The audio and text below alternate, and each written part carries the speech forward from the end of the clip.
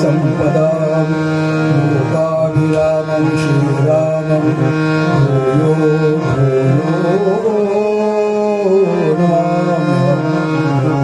मनोजवं मारुततुल्यवेगं जितेन्द्रियं बुद्धिमतां वरिष्ठं वातात्मजं वानरयूथमुख्यं श्रीरामदूतं शरणं प्रपद्ये समचरणसरोजं सान्द्रनीलाम्बुदाभं जघननिहितपाणिं मण्डनं मण्डनानं तरुणतुलसीमाला कन्धरं कञ्जनेत्रं सदा यधवलहासं विठ्ठलं चिन्तयामि विठ्ठलं चिन्तयामि विठ्ठलं चिन्तयामि ब्रह्मानन्दं परमसुखदं केवलं ज्ञानमूर्तिं द्वन्द्वातीतं गगनसदृशं तत्त्वमस्यादिलक्ष्यम् एकनित्यं विमलमचलं सर्वधी साक्षिभूतं भावातीतं त्रिगुणरहितं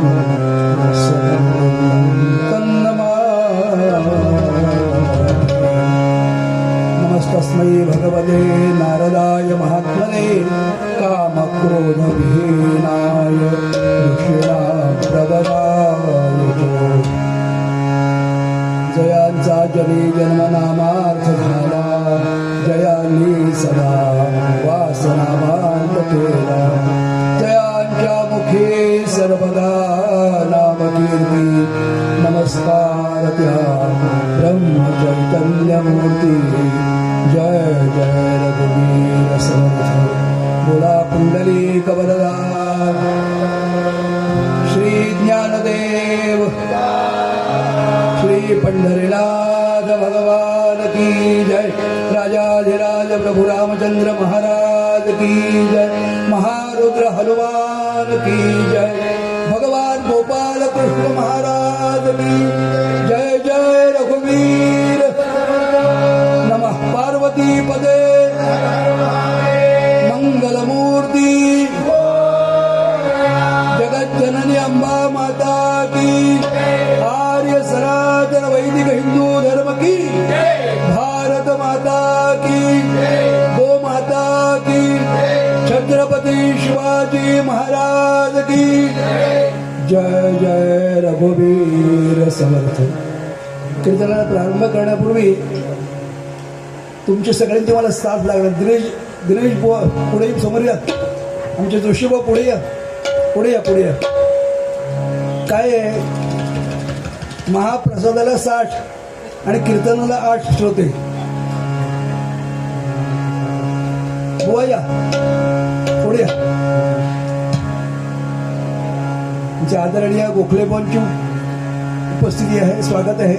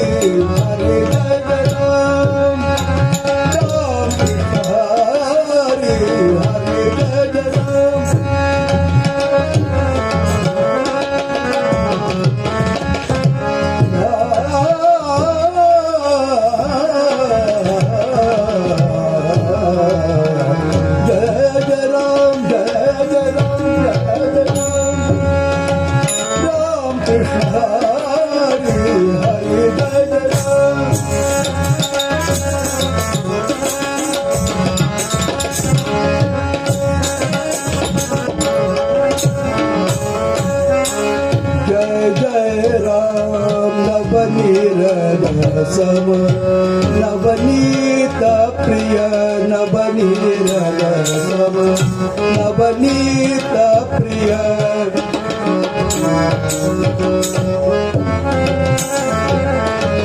नवनीत सम नवनीत प्रिय नवनीत सम नवनीत प्रिय नवल विनोद विहारी नवल विनोद विहारी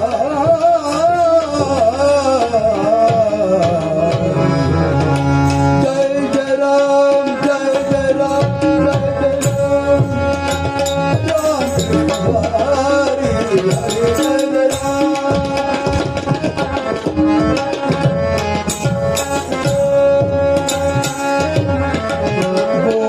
गोवर्धन गोपाल नरक गोवर्धन गोपाल नरक गोवर्धन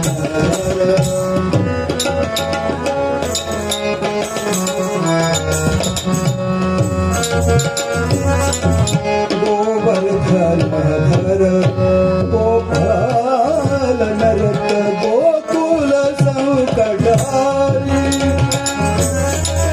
गोकुल संकट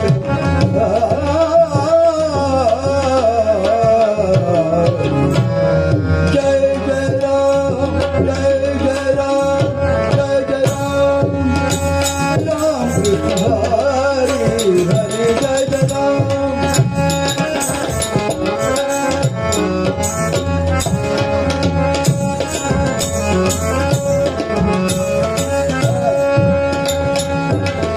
दुर्वासोनुक दुःख विमोचक दुर्जन संगमारी दुर्वासोनुक दुःख विमोचक दुर्जन संगमारी कृष्ण हरि हरि जय राम राम कृष्ण हरि हरि जय जय राम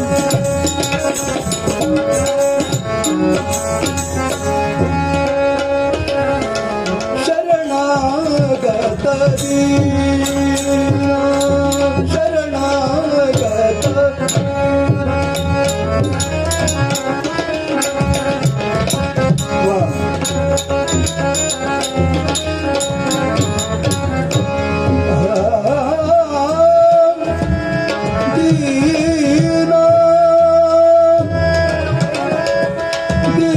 दीना दीना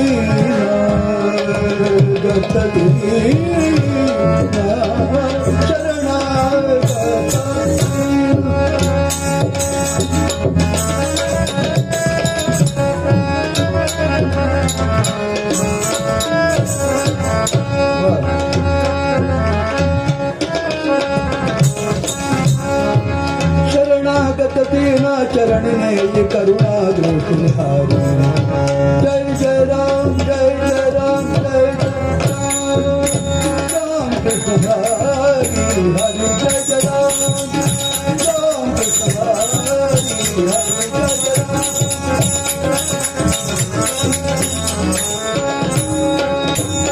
जय जय राम जय जय राम रघुपति राघव राजा राम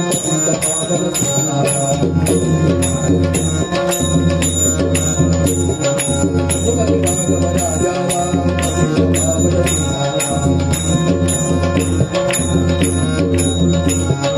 रघुपति राघव राजा राम सीताराम रघुपति राघव राजा राम सीताराम रघुपति राघव राजा राम पतित पावन सीताराम रघुपति राघव राजा राम पतित पावन सीताराम रघुपति राघव राजा राम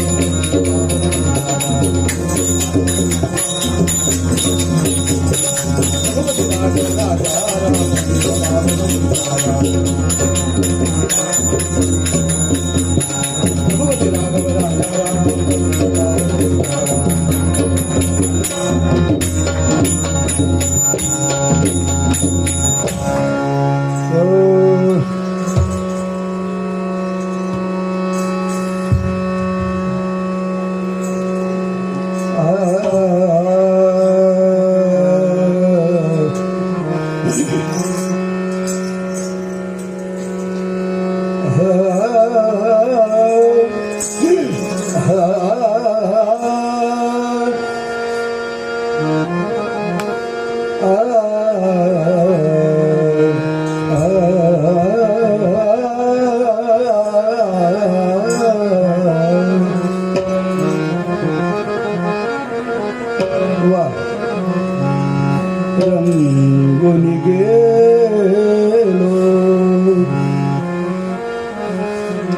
रंगुनी गेलो तुझ्याच नामी राम राम वदता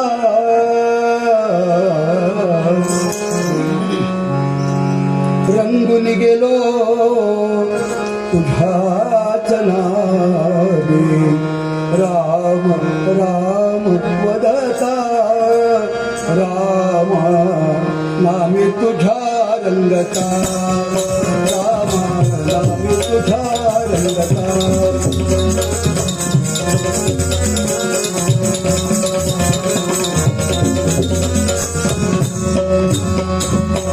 तव पदस्पर्शे अहल्या पावन शबरीचा तो भाव पावन माझ्याचाही वाल्मिकी होऊन माझ्याचाही वाल्मिकी होऊन राम राम वदता राम नामी तुझ्या रंगता राम नामी तुझ्या रंगता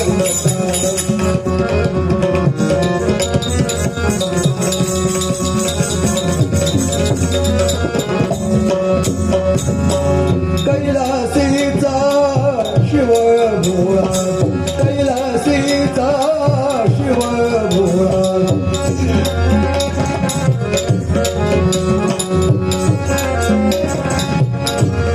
शिव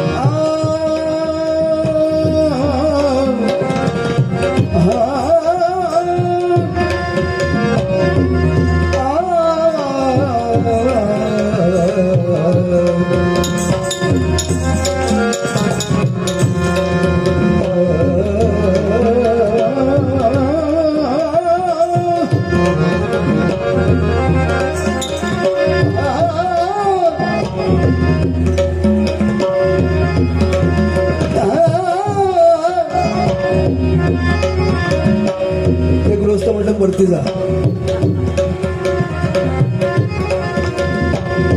वरती जाणारच आहे तो सगळ्यांना बरोबर घेऊन जाणार आहे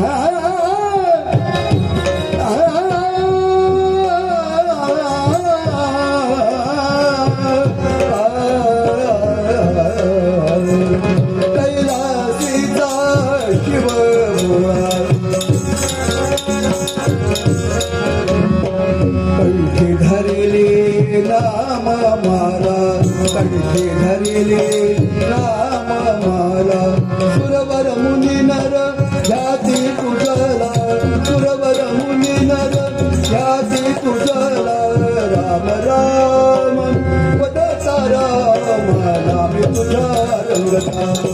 नामी तुझ्या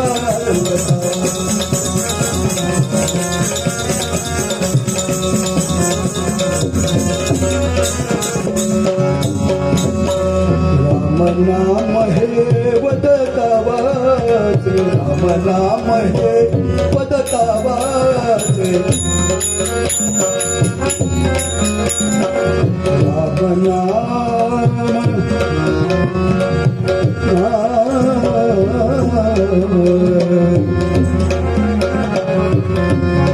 नीळा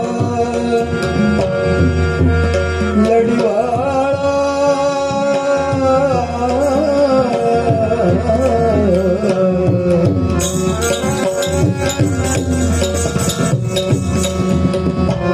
माणिक परमांची शताब्दी चालू आहे.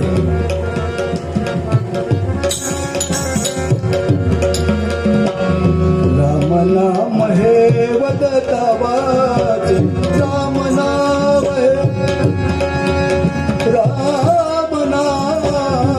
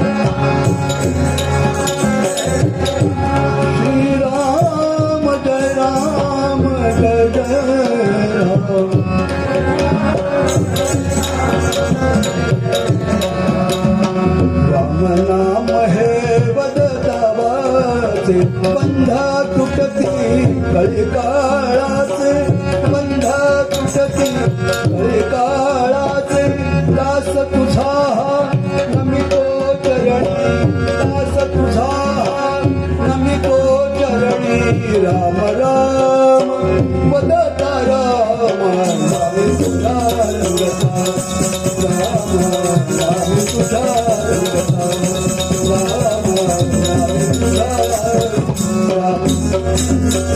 नामे तुझा रंगता. जय जय रघुवीर. अनंत कोटी ब्रह्मांड नायक राजाधिराज योगीराज सच्चिदानंद सद्गुरु श्री गजानन महाराज की. आवाज फार कमी वाटतो का सगळ्यांचा? मी एकटाच बोलतोय असं वाटतं मला. जय जय. केवढा फरक पडला. राष्ट्रगुरु समर्थ रामदास स्वामी महाराज की.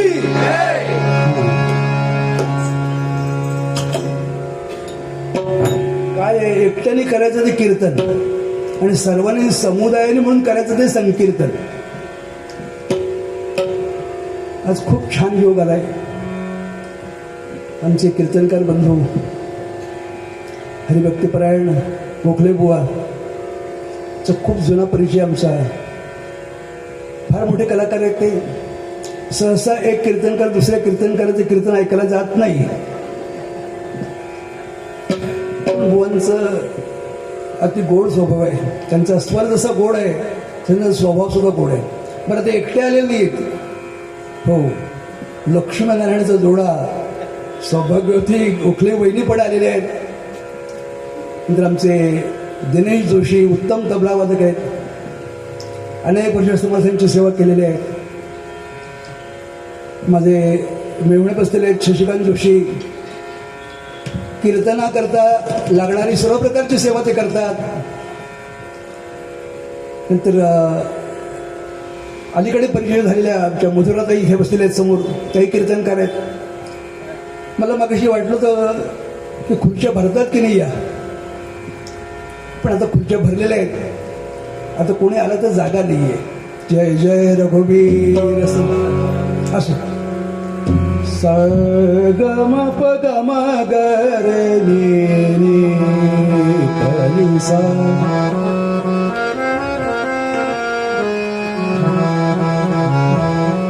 प नि सा ग सा ग म म म ग सा ग म प ग म ग ग म प नि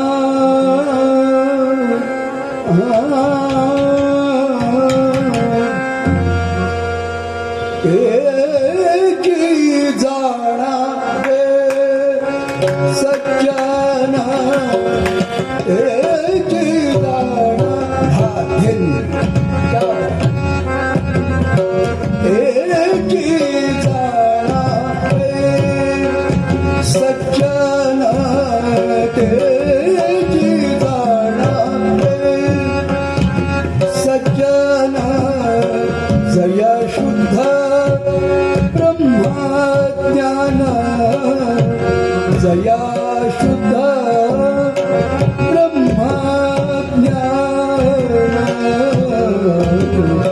एकी जाणा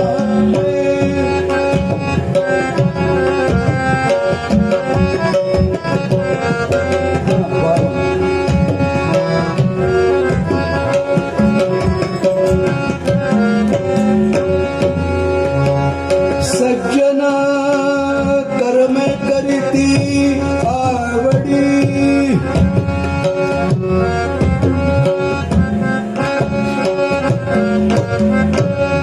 सज्जना कर्मे करीती कर्मे करीती कर्मे करीती आवडी नाही फलाशेची जोडी नाही फलाशेची जोडी एकी जाणा सज्जना एकी जाणावे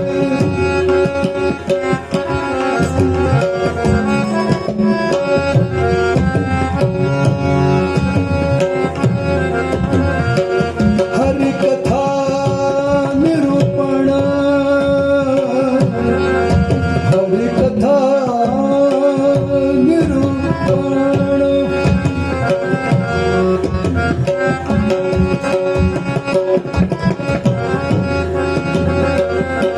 सदा श्रवण कीर्तन श्रवण मनन सदा श्रवण मनन श्रवण मनन करीती सज्जना एकी जाणावे जाणावे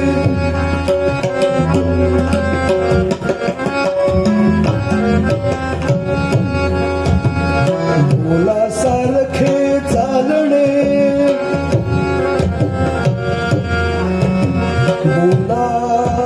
सारखे सालणे हेची संताची लक्षणे हेची संताची लक्षणे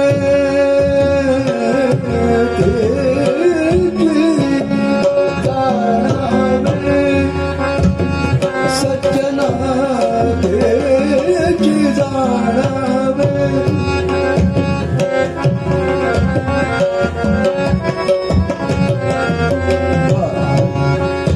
पम गम पम गम गरी सनी परी सगम पजाणा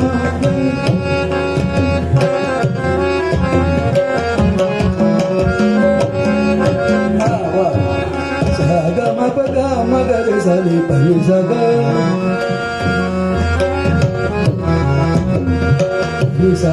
सगम गम पम पनी निप पम मग गरे सा जाणवे जाणवे जाणवे जाणवे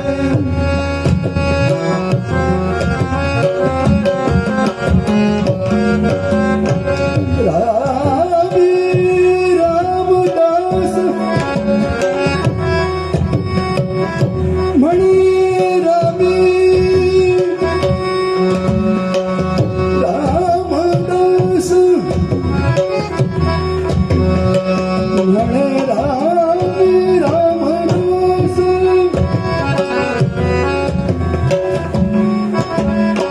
रामदास जया नाही आशा पाश जया नाही आशा पाश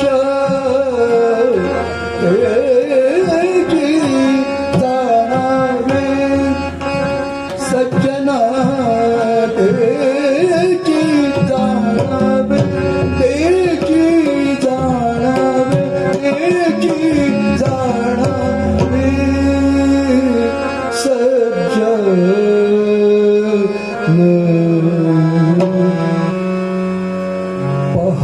पहाटाकले पुसुनी डोळे गिळला मी कुंदका रणांगणीचा सुखी राजस परतून पाहू हा राग आहे. राग म्हणजे आपल्याला येतो तो नाही बरं का, हा संगीतातला राग आहे.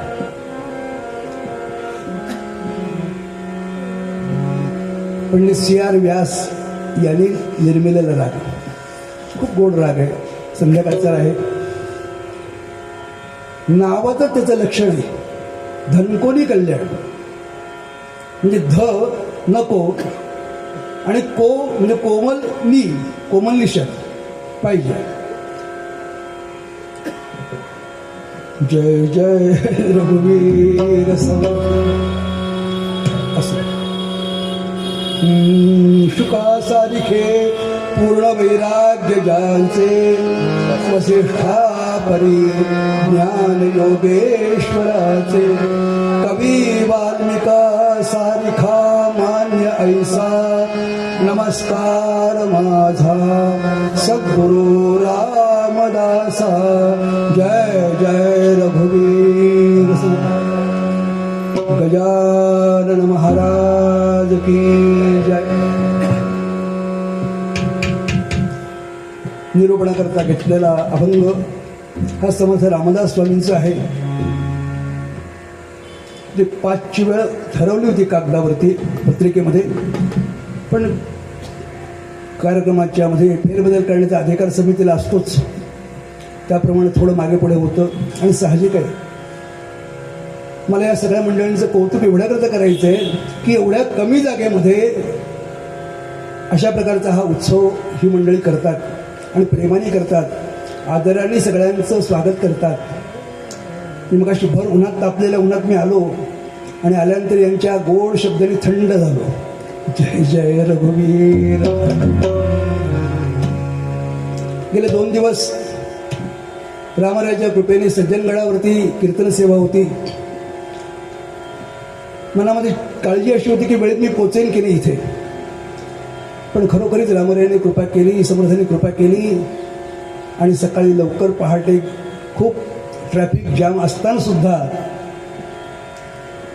मी पनवेलला वेळेत पोचलो. आणि पनवेलला वेळेत पोचल्यानंतर आळस न करता लगेच निघालो.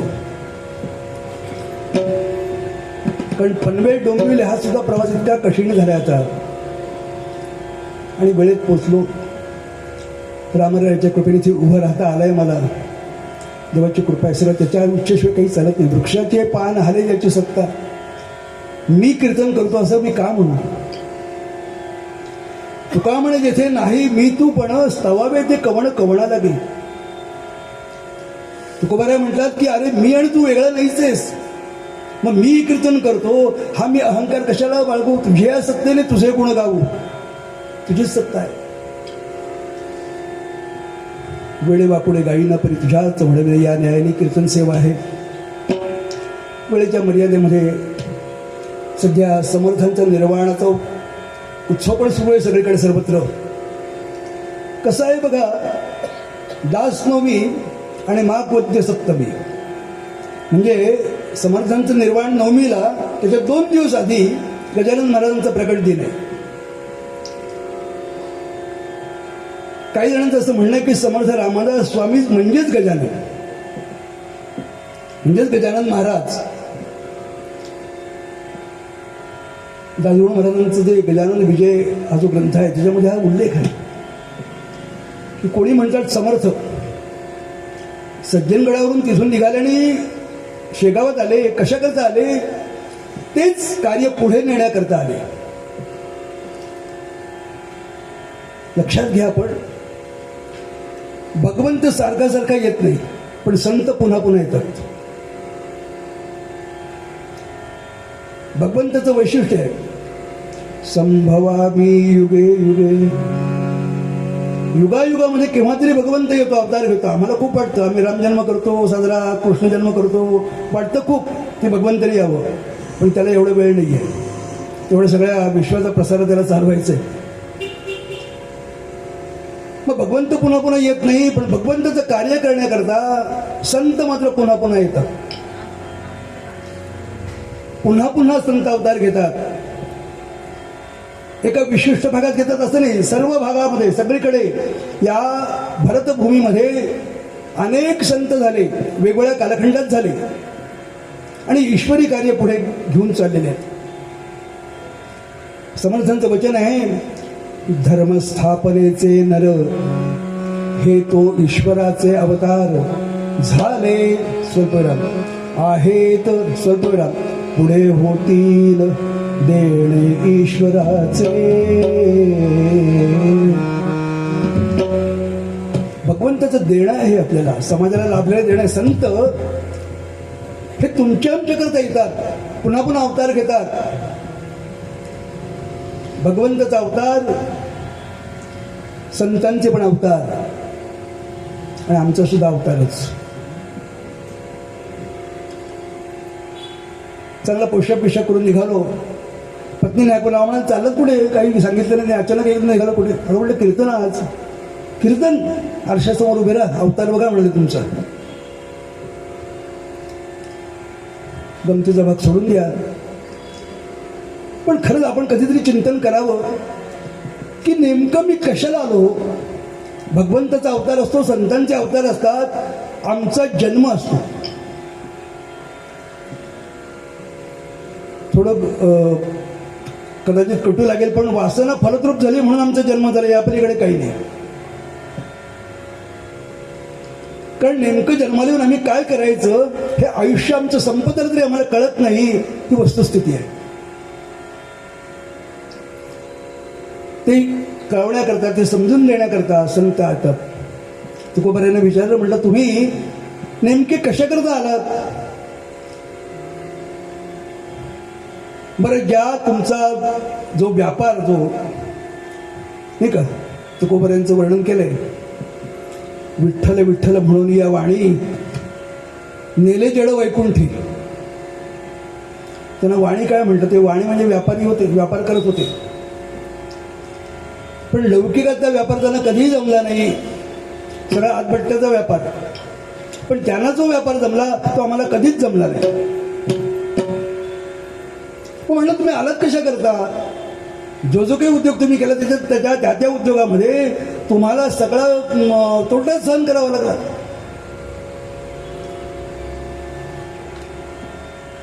काय सौख्य काय मिळालं, काहीच नाही.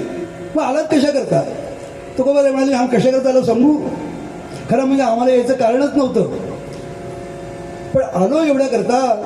आम्ही वैकुंठीचे वासी, आम्ही वैकुंठीचे, आम्ही वैकुंठीचे वासी, आम्ही वैकुंठीचे वासी. आलो याच कारणासी, आलो याच कारणासी, आम्ही वैकुंठीचे वासी.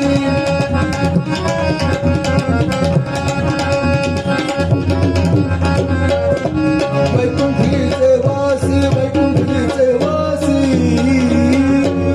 जगद्गुरु तुकाराम महाराज की जय. आम्ही वैकुंठीचे वासी आलो याच कारणासी. कशा करता. बोलिले जे ऋषी साच भावे वर्ताया. वर्ताया म्हणजे तशा प्रकारचं आचरण करून दाखवण्याकरता आम्ही आलो. बोलिले जे ऋषी म्हणजे जे काही सांगून ठेवलं, जे तत्वज्ञान सांगून ठेवलं, जे आचार धर्म शिकवला तो जगून दाखवण्याकरता आम्ही आलो, सांगाया नाही. आमच्यासारखे सांगणारे पुष्कळ, असं करा तसं करा. नाही नाही. आजच्या अभंगामध्ये समर्थ म्हणाले, बोलासारखे चालणे ह्याची संतांची लक्षणे. जे बोलतात म्हणजे जे मनात असतं ते बोलतात, आणि जे बोलतात तेच करतात, त्यांना संत म्हणतात. आमच्या मनात एक असतं, बोलतो दुसरं, करतो तिसरं, ठीक आहे. मग आलो याच कारण असे. कशा करता आलो. झाडू संतांचे मार्ग, आडरानी पडे पडले जन, बुडती हे जन न देखावे डोळा. अहो साधी गोष्ट आहे. एखादा व्यसनी मनुष्य आपण बघितला, व्यस्त पुष्कळ असतात.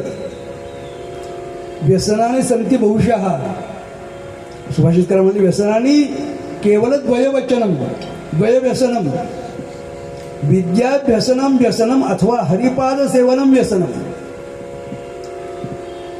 दोनच व्यसनं करावीत माणसाने करायची असतील तर. एक भगवंताचं चिंतन, हे व्यसन लागायला पाहिजे,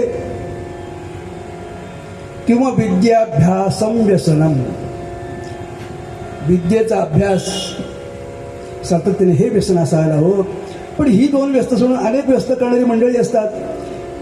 मग त्यातल्या त्यात जरा ते परमार्थ मार्गात आहे की पुढेच गेलेले असतात, काही 4 पायऱ्या चढलेले असतात, काही 8 पायऱ्या चढलेले असतात. त्यांना ह्या लोकांकडे बघून किती दुःख होतं. ठीक आहे, समजा कल्पना करा, आपण तर काही फार मोठा अधिकारी नाही, पण रस्त्याने जाताना एखादा पिऊन पडलेला आहे, आपल्याला किती वाईट वाटतं की अरे अरे काय आयुष्य आहे.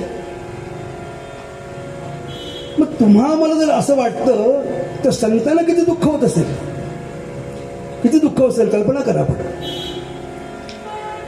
की अरे हा एवढा हा नरदेह मिळाला, पण याचा उपयोग काय.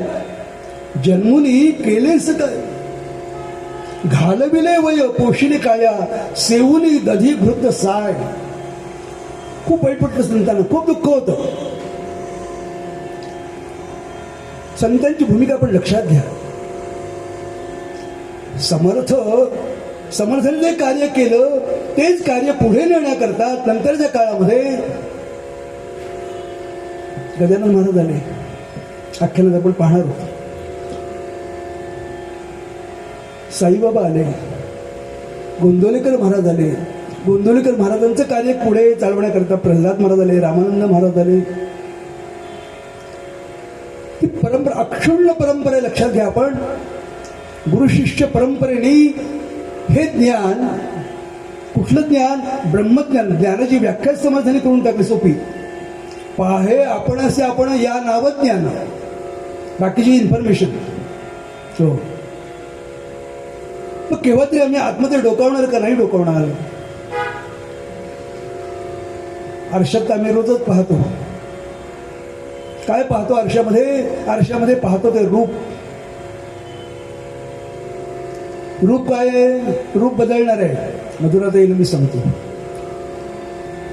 त्या सध्या पदवीचा अभ्यासक्रम करतायत आणि त्यांच्या दुर्दैवाने म्हणा किंवा माझ्या दुर्दैवाने म्हणा, मला ती भूमिका वठवावी लागते, शिक्षकाची भूमिका. पण गंमत अशी आहे की ब्रह्मज्ञान म्हणजे पाहे आपण असे आपण. मग आपण आरशामध्ये जे पाहतो ते आहे रूप. पण ते रूप, त्या रूपाचं वैशिष्ट्य काय आहे मंडळी? तर रूप कसं आहे? ते परिवर्तनशील आहे, बदलणारं आहे. आज आहे उद्या नाही आहे किंवा बदललेलं असेल, पण ते कधीही बदलत नाही.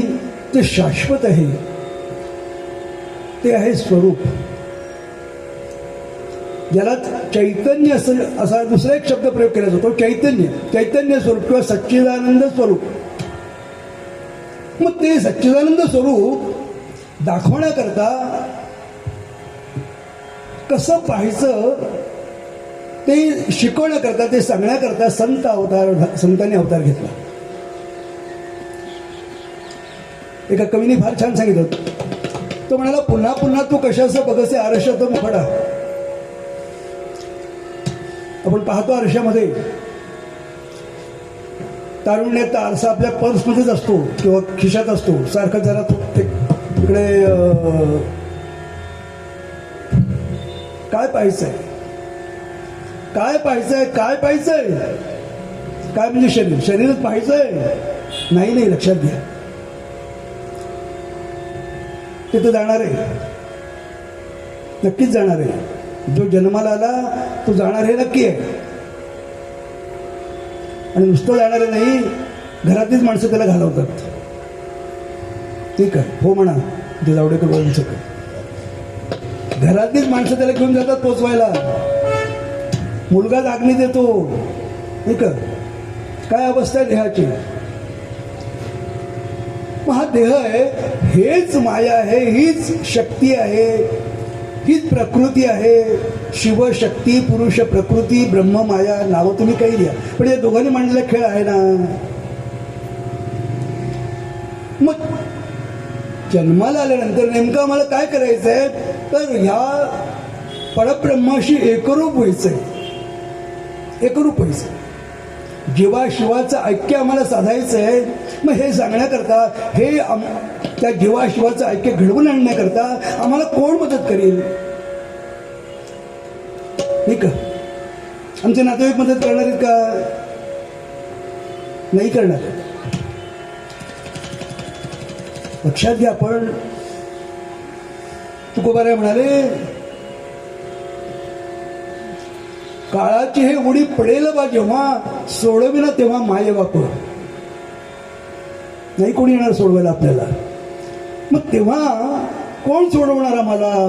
एका चक्रपाणी वाचवली, कोणी सोडवणार नाही आम्हाला. मग त्या चक्रपाणी हा शब्द प्रयोग सुद्धा कसा आहे बघा. ज्याच्या हातात हे भवचक्र फिरत आहे, ज्याच्या हातात हे भवचक्र आहे, तोच आम्हाला याच्यातून सोडवू शकतो. मग तो केव्हा भेटेल? आणि त्याची भेट आम्हाला कोण घडवून देईल? त्याची भेट आम्हाला संत महात्मे घडवून देतील. संत महात्मे घडवून. महाराजांचा अवतार कशा करता झाला? आपल्याला सर्वांना माहिती, आपण सर्वजण गजानन महाराजांचे भक्तगण आहात. दुपारची वेळ आहे, मध्यान्हीची वेळ आहे, आणि कुठे प्रकट झाले? तर ते पातुरकर, त्यांचे देवीदास पातुरकरांच्या वाड्यासमोर प्रकट झाले. आणि कसे प्रकट झाले आपल्याला सगळ्यांना माहिती आहे. त्या पत्रावळी, उष्ट्या पत्रावळी ते शीत वेचत आहेत. कशा करता? काही मिळत नव्हतं त्यांना किंवा मिळणार नव्हतं. काहीतरी सांगायचं आहे, ते काहीतरी संदेश द्यायचा आहे समाजाला. काय संदेश द्यायचा? अन्न हे पूर्ण ब्रह्म.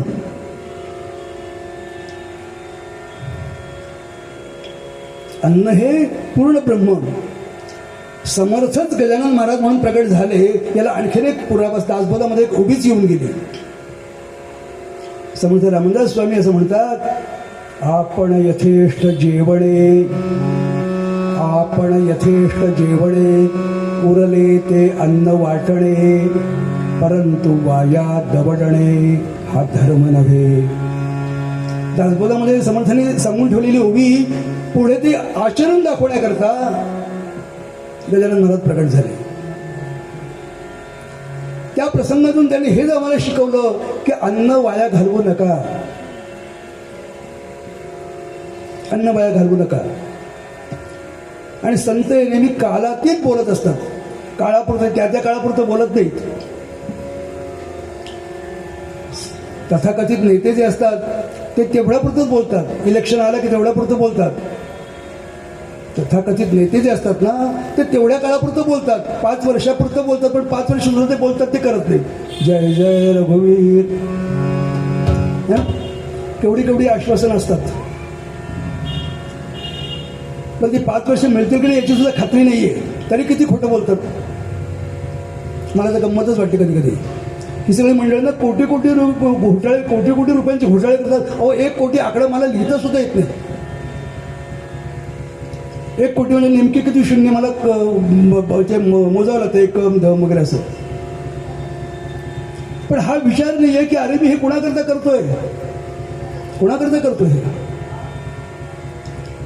हे त्या आरशामध्ये आम्ही पाहतो ते रूप बदलत असतं.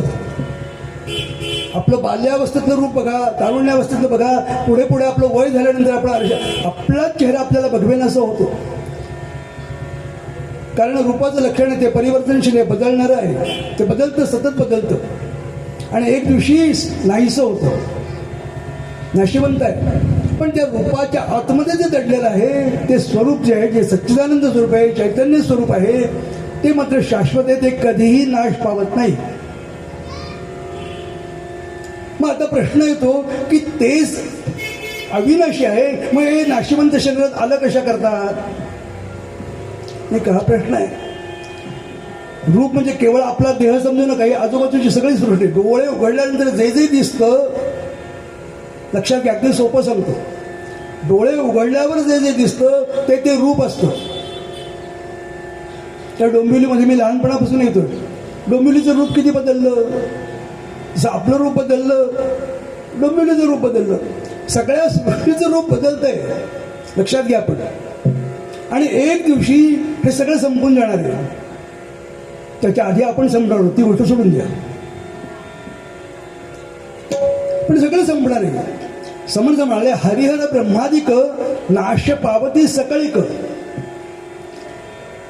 ज्याने हे सगळं निर्माण केलं ते खातं सांभाळणारे ब्रह्मदेव, रक्षण करणारे विष्णू आणि संहार करणारे भगवान शंकर. तर समर्थ म्हणाले, हे तीनही देव हरिहर ब्रह्मादिक नाश पावते सकळिक, परंतु अविनाशी एक ते सद्गुरुपद. ते तत्व आहे. ते तत्व गजानन महाराजांच्या रूपात प्रकट झालं. ते तत्व समर्थ रामदास स्वामींच्या रूपात प्रकट झालं. ते तत्व तुकोबारांच्या रूपात प्रकट झालं. का प्रकट झालं? तर ते निर्गुण निराकार तत्व त्याला एकट्याला त्या कर्मेना, ज्या वेळेला त्या तत्वाला असं वाटलं की आपण अनेक व्हावं, एकोहम बहुश्याम प्रजा येत, असं वचन आहे. मी एकटाच आहे पण मला अनेक व्हावं असं जेव्हा वाटलं, तेव्हा आपल्यापासूनच त्यांनी शक्ती निर्माण केली. तिलाच प्रकृती असं म्हणतात. आणि तुम्ही आम्ही सगळे त्या प्रकृतीच्या अधीन आहोत. देह पंचभूतांचा आहे. पृथ्वी, आप, तेज, वायू, आकाश. आणि मन, बुद्धी, अहंकार, पचनतेना अष्टधा प्रकृती. तिलाच माया म्हणतात. भगवान गोपालकृष्ण म्हणाले, दैवी हेषा गुणमयी मम माया धुरत्यया मामेव ये प्रपद्यन्ते माया मितांतरन्ति ते. ती माझीच आहे, दैवी आहे म्हणजे ती माझीच आहे मम. पण कशी आहे? दुरत्यया, त्या मायेच्या पलीकडे मी आहे. पण तुम्ही आम्ही सगळे त्या मायाजालात फसलेले आहोत, सगळे फसलेले आहोत. मग ह्याच्यातून कोण सोडवणार आम्हाला? आम्हाला संत सोडवणार आहेत, लक्षात घ्या. आम्हाला आमचे सद्गुरू सोडवणार आहेत. आणि त्याकरता त्या संतांच्या पायाशी सदा संतापाशी जावे, त्यांचे जवळी बैसावे, उपदेश ते न देती ऐकाव्या त्यांच्या गोष्टी. आम्हाला संतांजवळ जाण्याशिवाय पर्याय नाही आहे. पण संत कोण? कोणाला संत म्हणायचं? संत आडनाव असला म्हणजे संत असतात का? नेमकं संतांची काय लक्षणं आहेत? त्याकरता निरूपणाकरता समर्थांचा अभंग आज आपण घेतलाय. समर्थ म्हणाले, तेची जाणावे सज्जन जया शुद्ध ब्रह्मज्ञान. समर्थ इथे सज्जन आणि संत याच्यात भेद करत नाहीत. त्याच अभंगामध्ये पुढे संतांची लक्षण असा शब्दप्रयोग आलेला आहे. पण सुरुवात झाली तेची जाणावे सज्जन. आता सज्जन आणि संत एकच आहेत का? थोडं आपण चिंतन करूया. बघा, संत सज्जन असतात, पण सज्जन संत असतीलच त्याची खात्री नाहीये. आपण सरसकट सगळ्यांना म्हणतो मायबाप सज्जन हो म्हणतो आपण, आणि असतातही. पण संतांची जी लक्षणं आहेत त्यातली काहीतरी लक्षणं आपल्या अंगात दिसली तर आपण सज्जन म्हणून घेण्याच्या योग्यतेचे. नसतील तर आम्ही संत नाही, सज्जन नाही. संत तर नाही पण सज्जन सुद्धा नाही, सज्जन पण नाही. तेची जाणावे सज्जन म्हणजे संत. इथे समर्थ संत या अर्थाने सज्जन शब्द वापरतात. तेची जाणावे, तेच संत असतात. कोण? जया शुद्ध ब्रह्मज्ञान. त्या परब्रह्म तत्वाचं जे ज्ञान ज्यांच्याकडे आहे आणि ते ज्ञान देण्याची क्षमता ज्यांच्याकडे आहे ते संत आहेत. संत सद्गुरू असू शकतात. थोडा सूक्ष्म भेद आहे. संत सद्गुरू असू शकतात, संत सज्जन असू शकतात, पण सज्जन सद्गुरू असतीलच असं सांगता येते. हे कशावरून ठरलं? ती जी लक्षणं आहेत ती लक्षणं जर आपण पाहिली, अभंग खूप मोठा आहे. त्यातलं एक कामापुरतं एक दोन कडवी मी म्हटली, त्यातल्या एकाच कडव्यांवरती बोलतो, कारण आपल्याला वेळेची मर्यादा आहे.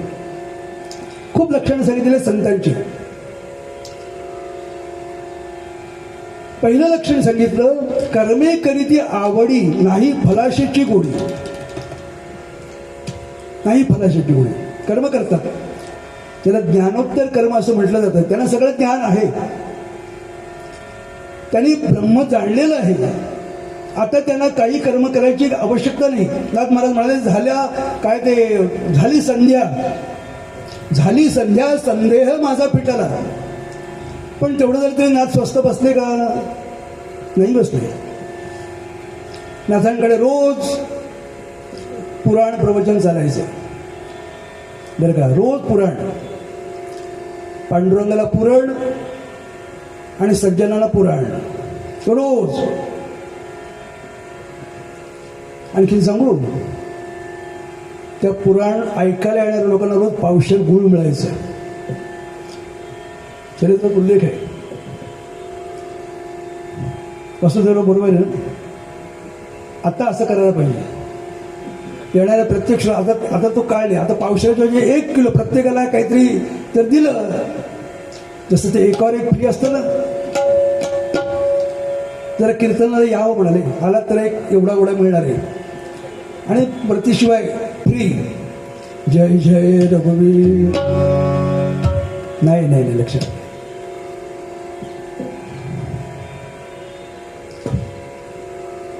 कर्मे करीती आवडी नाही फलाशीची गोडी. काय फळ मिळेल याची कधी पर्वा नाही केली. आम्ही कीर्तन करायला जातो, कर्म करतो. कुणाचं कर्म, कसलं कर्म, काय कर्म आहे आमचं, देवाबद्दल काहीतरी सांगतो, लोकांना शिकवतो, मोठा आव आणतो शिकवण्याचा. पंढरीनाथ तसं काही ठेका आम्हीच घेतलं कीर्तन करायला. करतो कर्म, इतर वाईट कर्म करण्यापेक्षा बरं आहेच. म्हणजे मी नावं ठेवत नाही. पण पहिला प्रश्न काय असतो आमचा, बिदागी किती आहे. कीर्तनाला येऊ पण बिदागी किती, अपेक्षा आहे. कर्म करीती आवडी, हे बरोबर आहे पहिला भाग, कर्म करीती आवडी. पण मनामध्ये अपेक्षा आहे. मी हे का बोलतोय, आमचे गोखले बुवा इथे बसतात ना, ते आणि मी एकाच पंथात झालो. आम्ही कधी अपेक्षा नाही केली. खरं आहे ते सांगतो. विचारून बघा आयोजकांना, मी बिजागी सांगितले का ते, कधीच सांगत नाही. पूर्वी मी सांगत असे, फार पूर्वी एकेकाळी. पण भगवंताने असा झटका दिला की अरे तुला काय असं वाटतं तूच आहेस, जय जय रघुवीर. आणि बरोबर त्या अहंकाराची नांगी अशी ठेचून काढली भगवंतानी की आता पुन्हा जर तोंडातून शब्द काढला तर याद राख, माझं काम करतोस ना, नाही फलाशाची गोडी. कर्म करीती आवडी, नाही फलाशाची गोडी, संतांचं लक्षण आहे. आपण प्रत्येक कर्म करतो काहीतरी फायदा आहे म्हणून ते करतो, नाही तर करत नाही. मला सांग, काहीतरी आपल्याला हवं आहे की नाही. बरं ते हवं आहे हे संपलंय का कधी, संपत नाही, संपतच नाही. मरायला टेकला तर तुम्ही अजून एक 5 वर्ष जगायची इच्छा तरी एखादा इंजेक्शन, भारीतलं इंजेक्शन असतं द्या, कशाला, उपयोग काय. तसे जे चांगले तरुण कर्तबगार आहेत ते लवकर जात आहेत. आज काय काळ आहे बघा, त्या कोरोनाच्या काळामध्ये वृद्ध तर गेले, पण चांगली माणसं गेली, कामाची माणसं गेली, कामाची माणसं. जय जय रघुवीर. कर्मे करीती आवडी, नाही फलाशीची गोडी. काय मिळावं ही अपेक्षाच नाहीये, पण माझं हे मी विहित कर्म आहे. ज्ञानोबांनी तर फार छान सांगितलं. आम्ही पूजा करतो,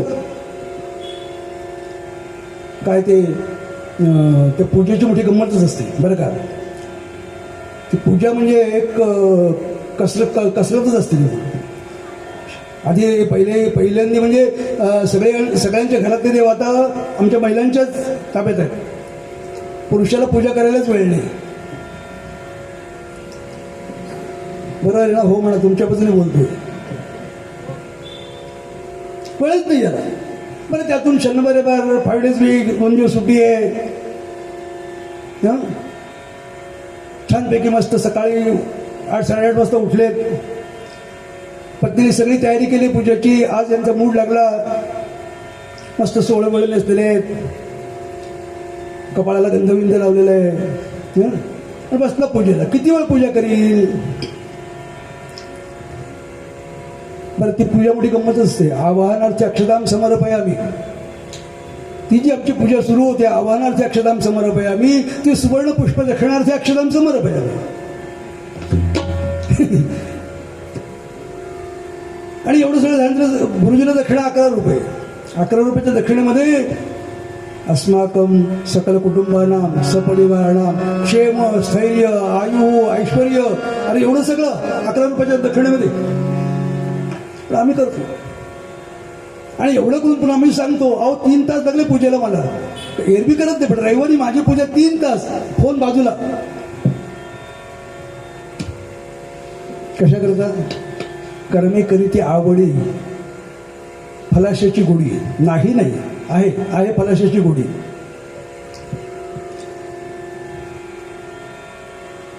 ज्ञानोबांनी खूप छान सांगितलं.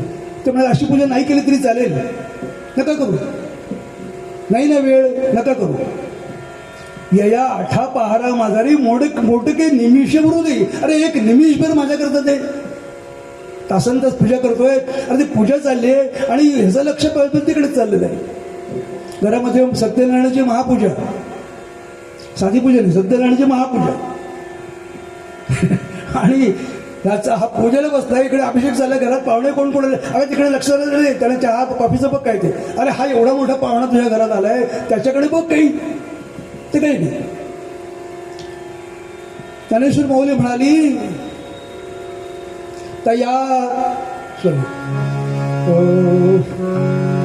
सर्वात्मका ईश्वरा, तया सर्वात्मका ईश्वरा, स्वकर्म कुसुमांची वीरा पूजा केली होय अपारा, तोषा लागे. त्या भगवंताला बाकी काही देऊ नकोस, काही त्याला काही अहो काय आम्ही त्याला देणार. कासयाने पूजा करू केशी राजा, उदक न्हाणू तरी रूप तुझं. अरे पाणी त्याला पायावर तुझ्या पाणी घालायचं, त्याला स्नान घालण्याकरता पाणी घालायचं, पाणी आम्ही निर्माण केलंय काय. आम्ही जे त्याला अर्पण करतो, अहो त्यानेच दिलेलं आहे ते त्याला आम्ही अर्पण करतो, तरी केवढा अहंकार बाळगतो. काही गरज नाही त्याची गरज नाही. माऊली म्हणाली स्वकर्म कुसुमानी, माझं जे कर्म आहे ते कर्मरूपी फुलांनी त्याची पूजा बांधेल आणि त्या पूजेचा भगवंताला अधिक आनंद होईल. मग आम्ही करतो ती काही चुकीचं नाहीये.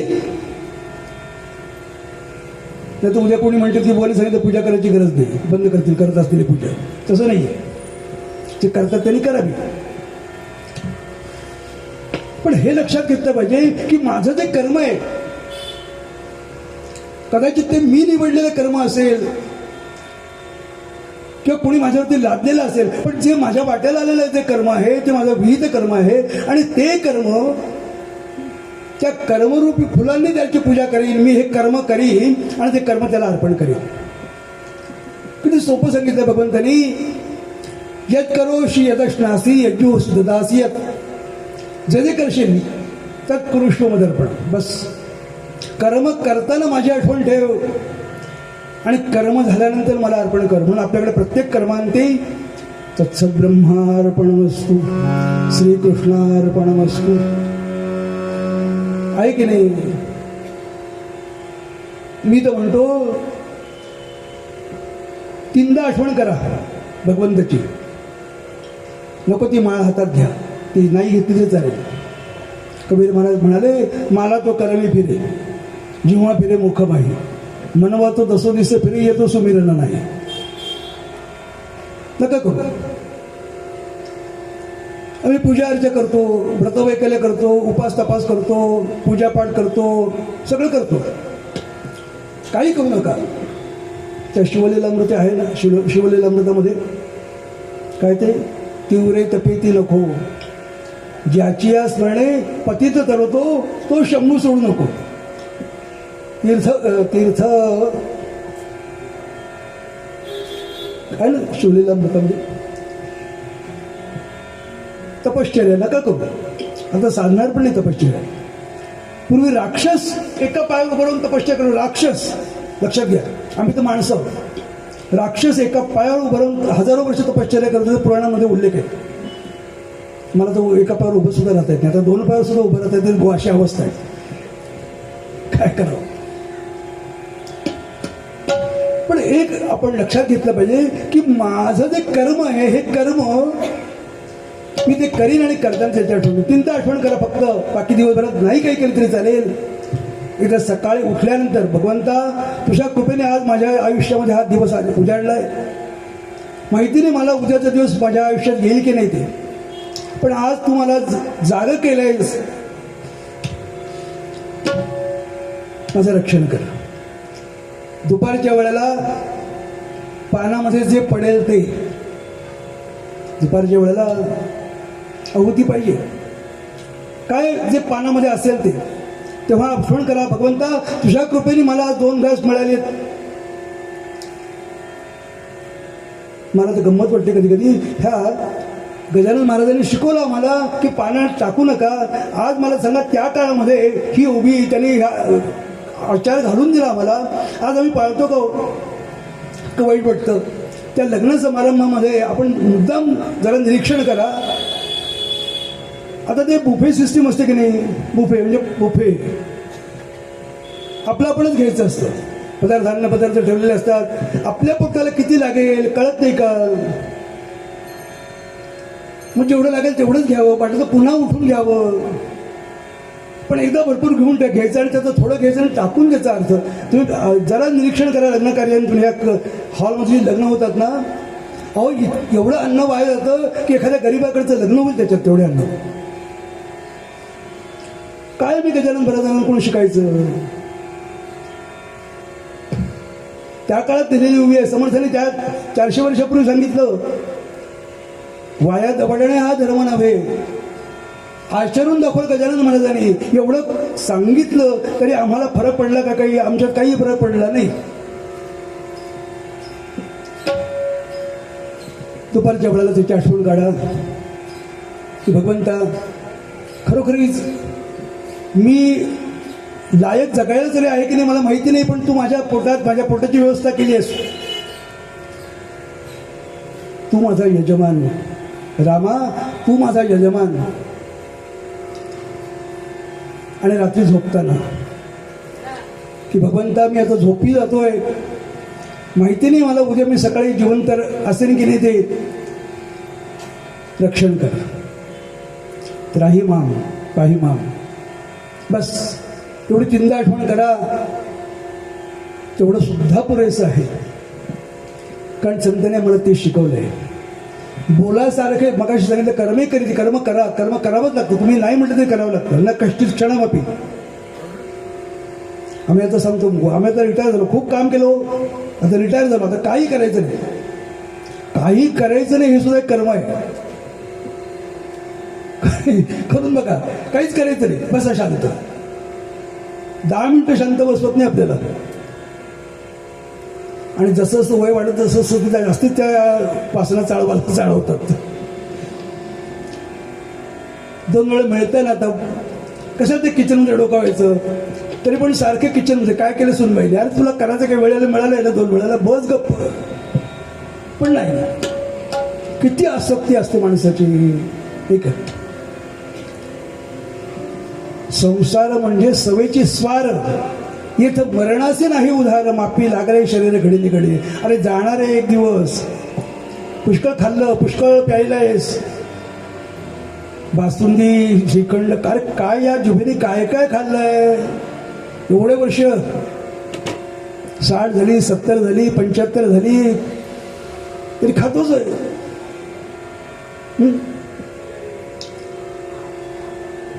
कर्म केल्याशिवाय माणसाला राहत नाही. कर्म करा, पण असं कर्म करा की जे आपल्याला पुनर्जन्माला विद्यते. हे असं कर्म करा. असं कर्म करायला आम्हाला कोण शिकवतं? संत शिकवतात. बोलासारखे चालणे हेची संतांची लक्षणे. जे बोलतात आणि तसं करून दाखवतात. मग त्यांनी जो आचार धर्म शिकवला त्याप्रमाणे आम्हाला नको का वागायला? जर आम्ही खरोखर संतांना मानत असू, जर आम्ही खरोखर गजानन महाराजांचा उत्सव करत असू, जर आम्ही खरोखर गोंदवलेकर महाराजांचा उत्सव करत असू, तर त्यांनी सांगितलेलं काहीतरी 10% तरी आचरण आणायला नको का हो मला सांगा. तर त्या उत्सव केल्याचं उपयोग येण्याचं काय? ते त्या सगळा लौकिकाचा व्यवहार आहे. मग हे कोण शिकवणार? कोणीच शिकवलं नाही आम्हाला. आम्हाला संतांच्या जो शिकवायला आहे कोण? म्हणून प्रार्थना सुद्धा संतांनाच करावी की माया बाप हो, हे सज्जन होय संतांनो, आमच्या हातून चांगलं कर्म घडू दे. चांगलं काय आणि वाईट काय हे सुद्धा आम्हाला कळत नाही. मग निदान जे आमच्या हातून कर्म घडेल ते कर्म तू आमच्यातून असं घडव की जे मला पुन्हा जन्माला घालणार नाही, त्या चक्रामध्ये मला अडकणार नाही. एवढं कर. म्हणे रामी रामदास गेले आशापाश. म्हणजे कुठलीच आशा नाही. आपल्याकडे आश्रम व्यवस्था सांगितली त्याकरताच आहे. ब्रह्मचर्य आश्रमामध्ये धर्माचं शिक्षण, गृहस्थाश्रमामध्ये धर्म अर्थ, गृहस्थाश्रमामध्ये अर्थार्जन करा. 3रा आश्रम वानप्रस्थ, घरातच राहा पण निरासक्त वृत्तीने राहा. आणि 4था आश्रम संन्यासाश्रम. कुठलंही पुराण काढून बघा, त्या पुराणातलं, पुराण म्हणजे इतिहास आहे लक्षात घ्या. आम्ही काय ते म्हणतो पुराणात वांगी पुराणात म्हणणार आला तरी कळत नाही. वांगी पुराणात नसतात. वांगी नाही ते वानगी. वानगी म्हणजे दाखला, उदाहरण.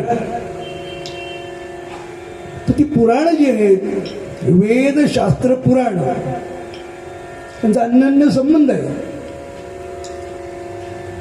मग त्याप्रमाणे नाही फलाशीची गोडी गेले आशापाश म्हणे रामे रामदास. गेल्या संतांची अनेक लक्षणं मी त्यातली अगदी 2-3 जोडी आपल्या पुढे माझ्या अल्प बुद्धीनुसार कुवतीनुसार मांडण्याचा प्रयत्न केला.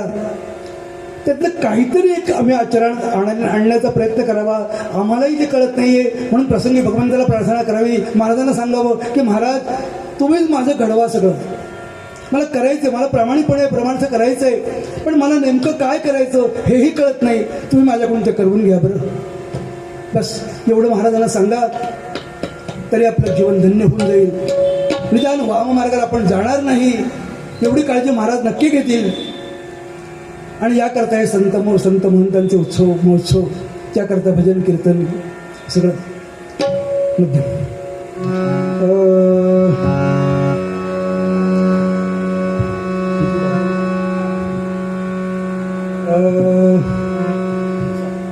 पावणे 7,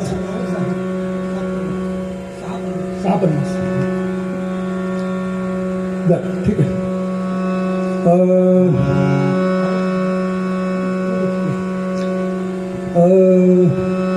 तेची जाणावे सज्जन, तेची जाणावे सज्जन, तेची जाणावे सज्जन, तेची जाणावे सज्जन, तेची जाणावे.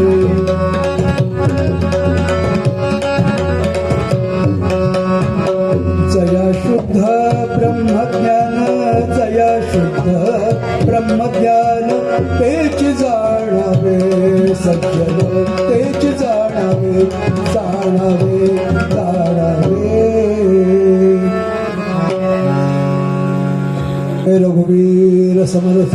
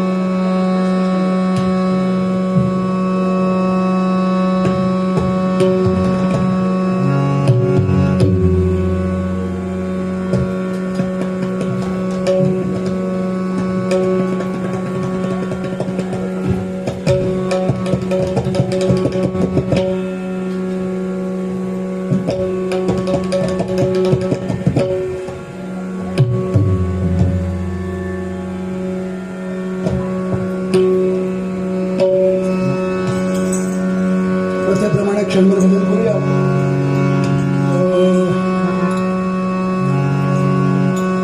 रघुपती राघव राजा राम, पतित पावन सीताराम.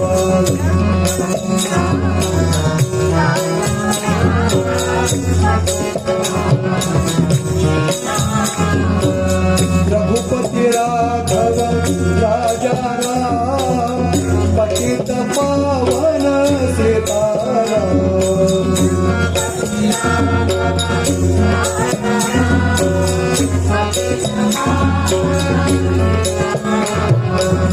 रघुपती राघव राजा राम, पतित पावन सीताराम.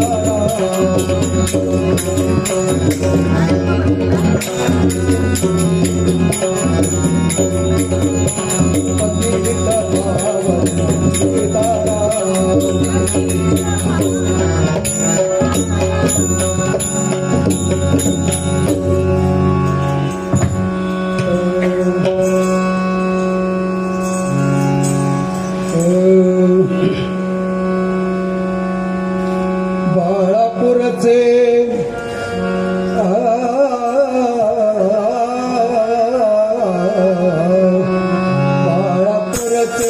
बाळकृष्ण रामदासी बाळापूरचे बाळकृष्ण रामदासी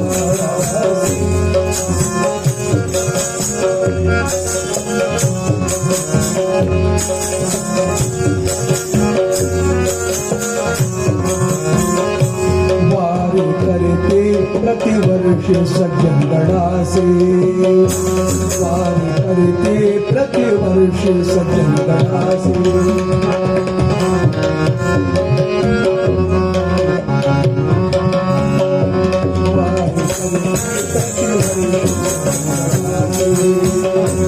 स्नान संध्या जप तपा आचरोनी स्नान संध्या जप तपा आचरोनी स्नान संध्या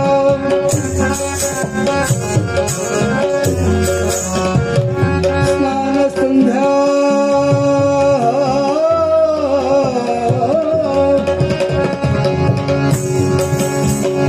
स्नान संध्या स्नान संध्या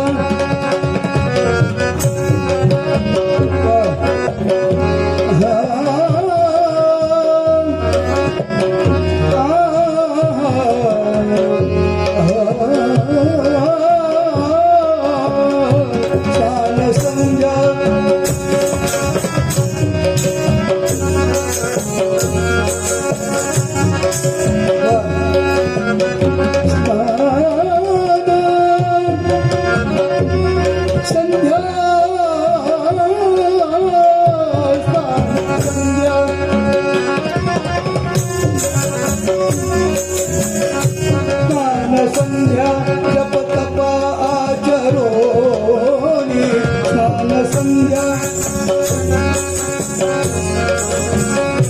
धर्म करमी हो धर्म करमी हो सदा मधुरवाणी धर्म करमी हो सदा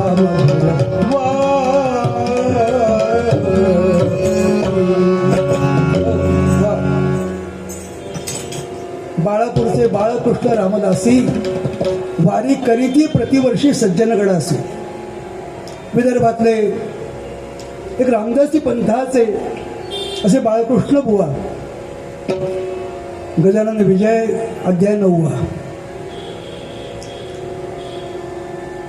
रामदासी पंथाचे होते आणि पत्नी त्यांना जी लाभलेली होती ती त्यांना अनुरूप होती पुष्कळ वेळेला परस्पर विरोधी जोड्या जमवण्यात भगवंताला मोठी गंमत असते.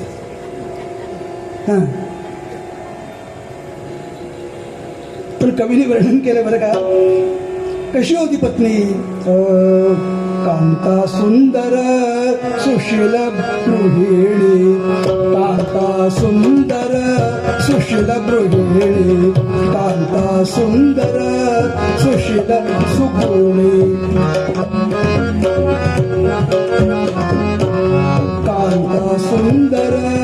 सुशील गृहिणी कांता सुंदर सुशील सुगुणी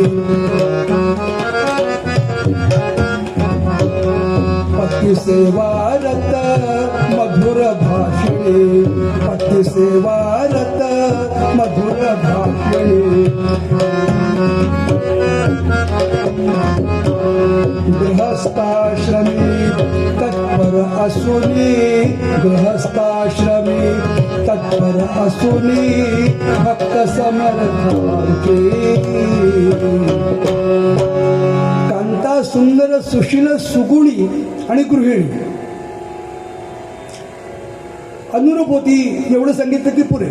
कीर्तनामध्ये स्त्रियांचं अधिक वर्णन करू नये असं संकेत आहे. बाळकृष्ण बुवांना अनुरूप अनुकूल अशी ती होती. त्यांना समर्थांची आवड होती समर्थ रामदास स्वामींची. मग त्यांची आवड ती माझी आवड. पतिव्रता धर्म पाळणारी होती. आतापर्यंत पतिव्रता असतात पाहायला मिळतात. पतिव्रतेचं एकच लक्षण सांगतो.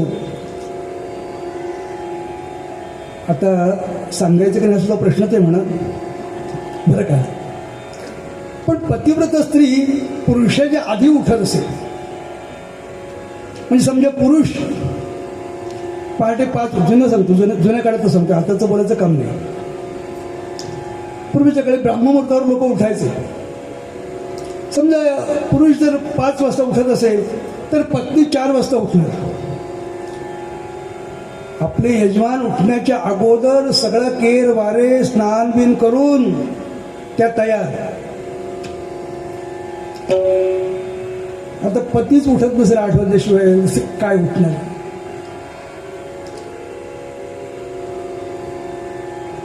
कांता सुंदर सुशील सुगुणी गृहिणी पती सेवे तत्पर गृहस्थाश्रमी तत्पर असुनी. यजमानांना समर्थ रामदासांची आवड आहे. समर्थ रामदासांचे भक्त आहेत. मग हिरही समर्थांचं प्रेम तिला लागलं. आणि हे बाळकृष्ण बुवा रामदासी पंथाचे असल्यामुळे दरवर्षी त्यांची वारी असायची. दरवर्षी ते आपल्या गावावरून कुठे ते बाळापूर हे त्या खामगाव तालुक्यामध्ये आहे विदर्भामध्ये. म्हणजे शेगावपासून एक त्या भागातच येतं ते. तर दरवर्षी हे सज्जनगडावरती दासनवमीच्या उत्सवाला जायचे दरवर्षी. आता साधारणपणे 1 महिना 1.5 महिन्याचा कालावधी लागायचा. चालत जायचं. रामदासी पंथाचे होते त्यामुळे पौष शुद्ध प्रतिपदेला बाहेर पडायचं. रामदासी बाणा होता. जाताना बरोबर कोबडी कंठा दासबोध आणि झोळी. या बाळकृष्ण बुवांना काही अपत्य नव्हतं बरं का. त्यामुळे प्रपंचाचं काय अडकायचं फारसं भानगड नव्हतं. हां काही वेळेला मुलं नसलेली बरी अशी अवस्था आहे सध्या. त्यापेक्षा पती दोघे जण आहेत. दासबोध घ्यायचा ती कुबडी घ्यायची आणि भगवी वस्त्र आणि बरोबर झोळी. तिथून ते चालत निघायचं 1 महिना आधी साधारण. चंदनाच्या चिपळ्या आणि गावा चालत निघायचे पती दोघे जण. जाताना श्रीराम जय राम जय जय राम श्रीराम जय राम मना सज्जना भक्तिपंथी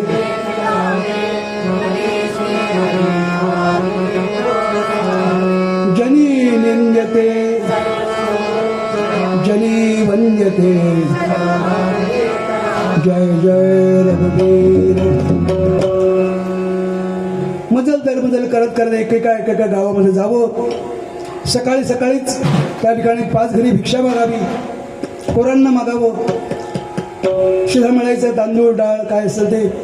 कुठेतरी एखाद्या मंदिरामध्ये दिवसभर मुक्काम करावा.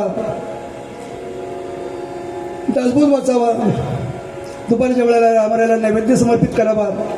थोडी वामकुक्षी आणि मग 3ऱ्या प्रहरामध्ये एखादं प्रवचन किंवा कीर्तन.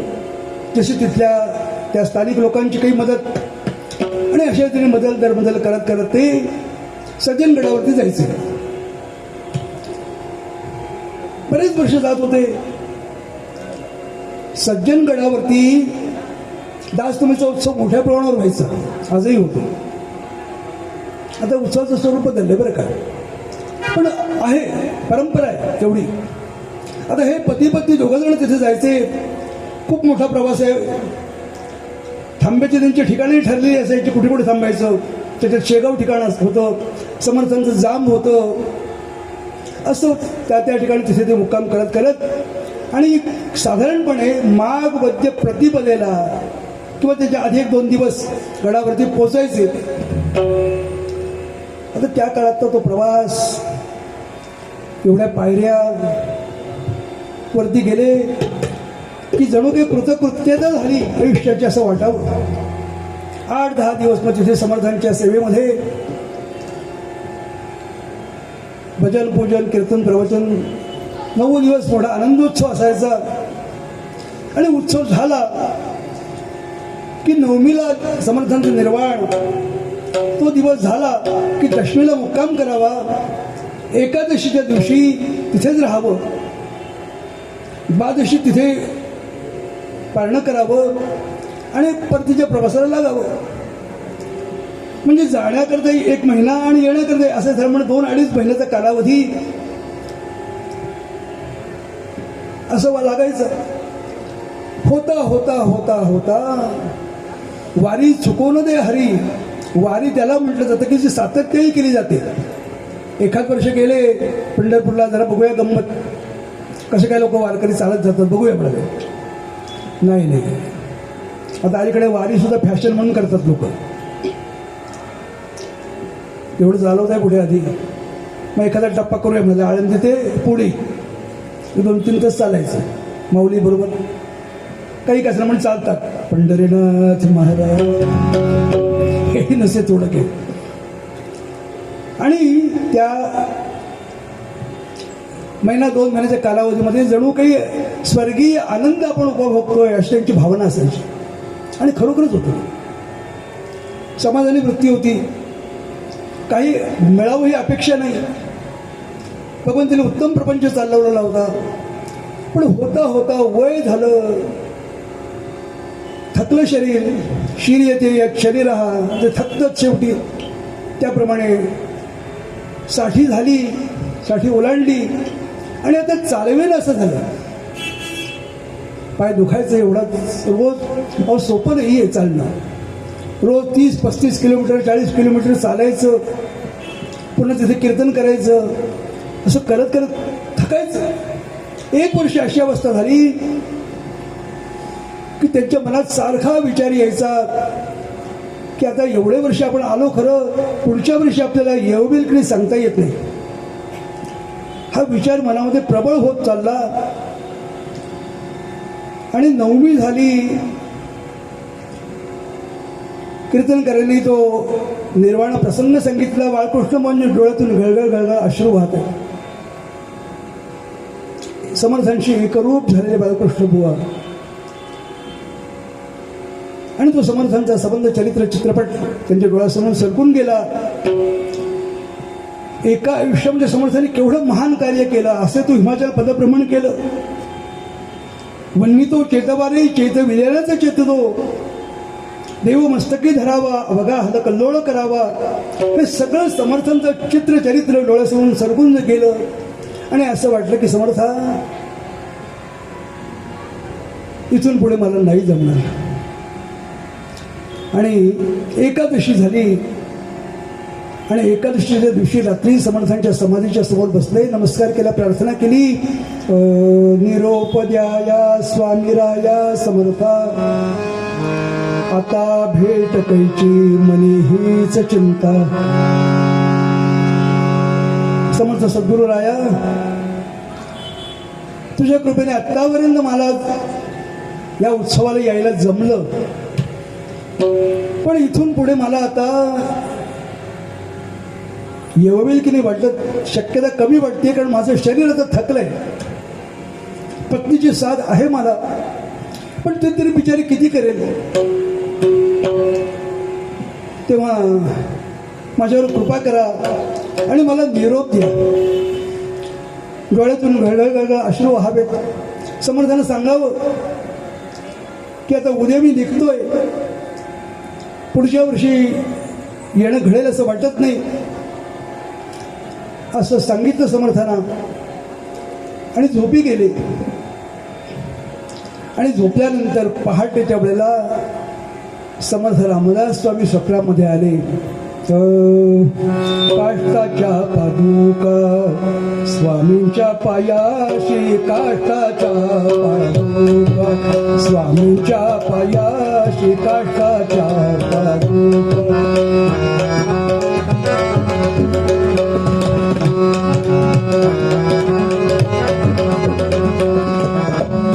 काष्टाच्या पादुका स्वामींच्या पायाशी, स्मरणी हातात तुळशीची. भव्य रूपाती सुंदर दीक्षा रामनाम स्मरणे करी भिक्षा, वृत्ती होईल उदास तेव्हा रामदास म्हणणारी बघ तेव्हा. ते भव्य रूप समर्थांचं बाळकृष्ण बुवांच्या समोर उभं राहिलं आणि समर्थाने सांगितलं, बाळकृष्णा अरे आता नको येऊस, खूप वर्ष तू आलास, आता तू येऊ नकोस. पुढच्या वर्षी हाच उत्सव तुझ्या घरी तू सुरू कर, मी तिथे येईन नवमीला. पहाटे पहाटे पडलेलं स्वप्न, त्या स्वप्नात सुद्धा बाळकृष्णपंच्या डोळ्यातून अश्रुधारा वाहत आहेत. पत्नीने हाक मारली. अहो म्हटलं काय झालं, रडताय का? सांगितलं म्हटलं ग पुतळाबाई, पत्नीचं नाव पुतळा होतं, पुतळाबाई काय सांगू तुम्हाला, प्रत्यक्ष समर्थाने मला सांगितलं की पुढच्या वर्षी हा उत्सव तुझ्या घरी सुरू कर, मी तुझ्या घरी येईल. अहो म्हटलं अश्रू काय डोळ्यामध्ये, तुमची प्रार्थना समर्थाने ऐकली आहे, आपण आपल्या घरी उत्सव सुरू करू. हो म्हटलं करूया, पण पुढच्या वर्षीपर्यंत तरी मी जगेन का? असं का म्हणतात? ज्या अर्थी समर्थाने सांगितलं मी येईल त्या वर्षी 1 वर्षाची खात्री दिली समर्थाने, काळजी करू नका. याला म्हणतात पत्नी. लक्षात आलं पतीचा धीर खचलेला आहे, आता त्याला माझी साथीची गरज आहे, माझ्या साथ. आणि तर म्हटलं काळजी करू नका, आपण पतीच्या प्रवासाला उद्या निघूया. आणि दुसऱ्या दिवशी द्वादशीच्या दिवशी पारणं सोडलं आणि समर्थांना प्रार्थना केली, पुन्हा एकदा प्रार्थना केली. सांगितलं म्हटलं समर्थ आम्ही जातो, आपण सांगितल्याप्रमाणे पुढच्या वर्षी माझ्या घरी मी उत्सव करील, पण आपण या हा नक्की नक्की या. आणि त्याप्रमाणे परतीचा प्रवास सुरू झाला. मजल दरमजल करत करत बाळकृष्णभाऊ आपल्या त्या गावामध्ये आले, बाळापूरमध्ये आले. आणि घडलेला हा सगळा वृत्तांत त्या गावकऱ्यांना सांगितलं. कसं आहे बरं का, हे रामदासी पद्धतीचे, रामदासी पाण्याचे होते, रामदासी होते. गावामध्ये त्यांना मान होता,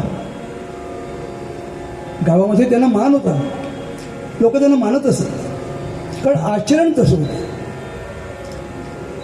बोलावे तसे वागणे. संतांची ही लक्षणं त्यांच्यामध्ये दिसत होती आणि त्यामुळे त्या छोटंसं गाव असेल पण त्या गावामध्ये त्यांना मान होता. आणि हे स्वप्न जेव्हा त्या गावकऱ्यांना सांगितलं तेव्हा गावकऱ्यांना एवढा आनंद झाला. महाराज म्हणाले तुम्ही काही चिंता करू नका, पुढच्या वर्षी आपण हा उत्सव करू. आणि काय सांगू शकतो हो तुम्हाला, आता त्या उत्सवाची वाट पाहतात बाळकृष्ण बुवा, केव्हा माग उजाडेल. आता या वर्षी तर सज्जनगडावर जायचं नाहीये, पण आपल्या इथे सज्जनगड उभं करायचंय. आणि जसे पौषात प्रतिपदेला बाहेर पडायचे तसे पौष महिना लागला आणि उत्सवाची तयारीला सुरुवात झाली. गावकऱ्यांना एकत्र केलं, त्यांची एक मिटिंग घेतली आणि सांगितलं, म्हणाले हे पहा जसा गडावरती उत्सव होतो तसं आपल्याला इथे करायचंय. म्हटलं महाराज म्हणजे नेमकं काय करायचं? काही नाही म्हणाले. पहाटे काकड आरती करायची, सकाळी दासबोध वाचन करायचं, समर्थांची षोडशोपचारे पूजा करायची पादुकांची, दुपारी रामाला नैवेद्य समर्पित करायचा, 3 प्रहरी प्रवचन कीर्तन करायचं. म्हटलं महाराज प्रवचन कोण? अरे मी आहे ना, मी प्रवचन करीन. आणि संध्याकाळी मग कीर्तन करायचं, सभाया म्हणायच्या, मनाचे श्लोक म्हणायचे, रात्री शेजारती करायची. महाराज तुम्ही काही चिंता करू नका, सगळं आम्ही करू, सगळं आम्ही करू. आणि श्रोते हो, केव्हा माघ महिना उजाडतोय असं झालं सगळ्यांना. पौष महिना संपला, माघ महिना सुरू झाला, माघी चतुर्थी झाली, गणेश जन्म झाला, पंधरवडा संपला, आता उत्सव सुरू होणार. त्याच्या 8 दिवस आधी सुंदर असं मंडप बांधला गावकऱ्यांनी, समोर अधिष्ठान ठेवलं, रामरायाची मूर्ती ठेवली, पुढे पादुका ठेवल्या समर्थांच्या. आणि माघ वद्य प्रतिपदेला पहाटे काकड आरतीला सुरुवात झाली.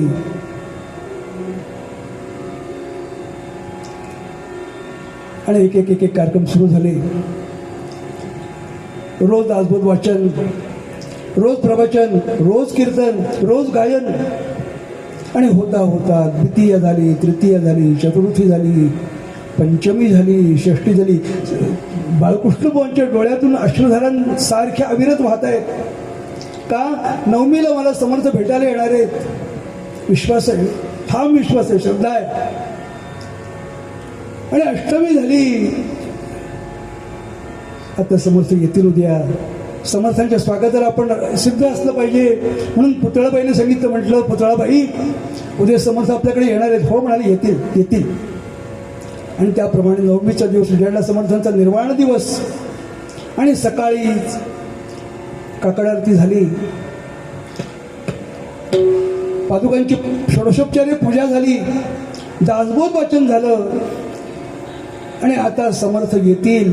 दुपारी नैवेद्य रामाला होईल आणि त्यावेळेला समर्थ येतील. आणि म्हणून देवघरामध्ये बाळकृष्ण बुवा त्या रामाच्या मूर्तीकडे डोळ्याला लावून बसलेले. समोर ते रामरायाची मूर्ती आहे, प्रार्थना करतायत, स्वामीराया याल ना, वाट पाहतोय तुमची.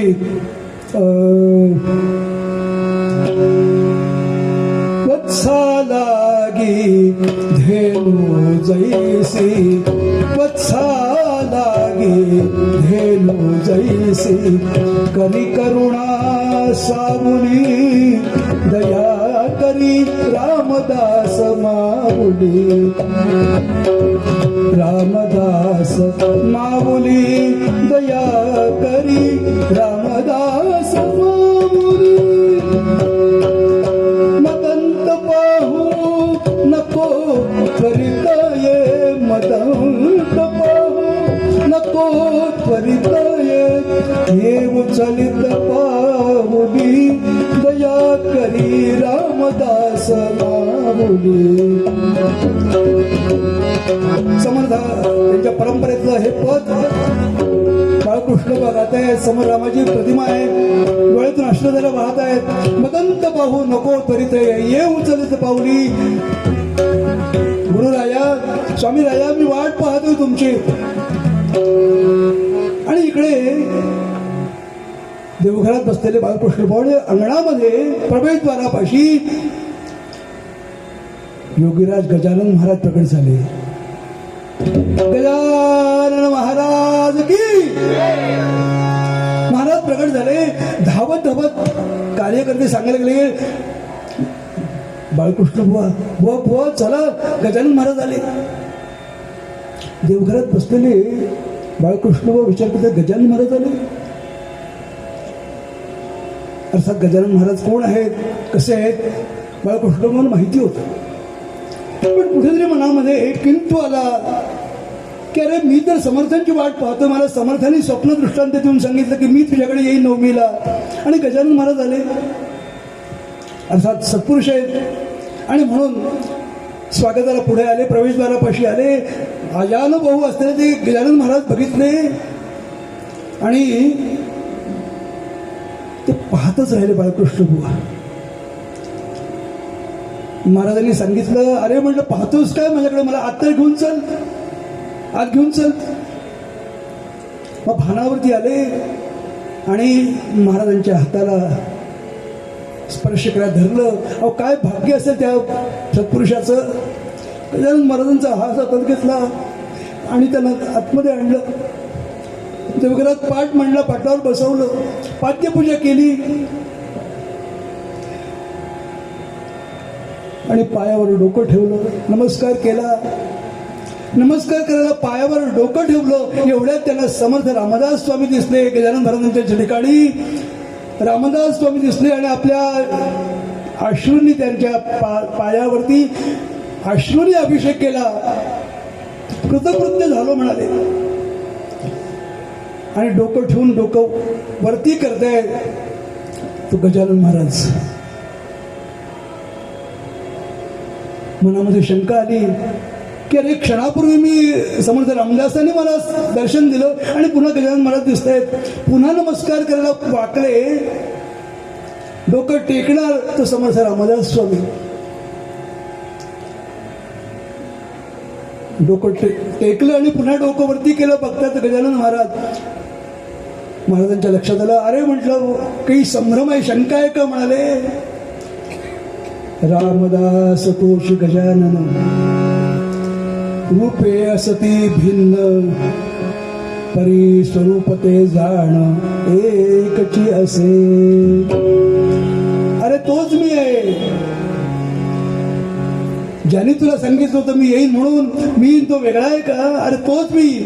तो हा विठ्ठला बरावा, तो हा विठ्ठला बरावा, तो हा माधव बरावा, तो हा माधव बरावा, तो हा विठ्ठला बरावा, विठ्ठला बरावा, विठ्ठला बरावा. अरे तो आणि मी वेगळा नाही. आणि मग त्या बाळकृष्ण म्हणून आनंद काय वर्णावा, काय भाग्यवान आहे. लक्षात घ्या, गजानन महाराजांचं आणखी समर्थांचं एक रूप त्यांना एकाच ठाई बघायला मिळालं. रूपे दिसती वेगळं आली, परी ते स्वरूपी मिळाले. संत दिसती वेगळं आले, परी ते स्वरूपी मिळाले.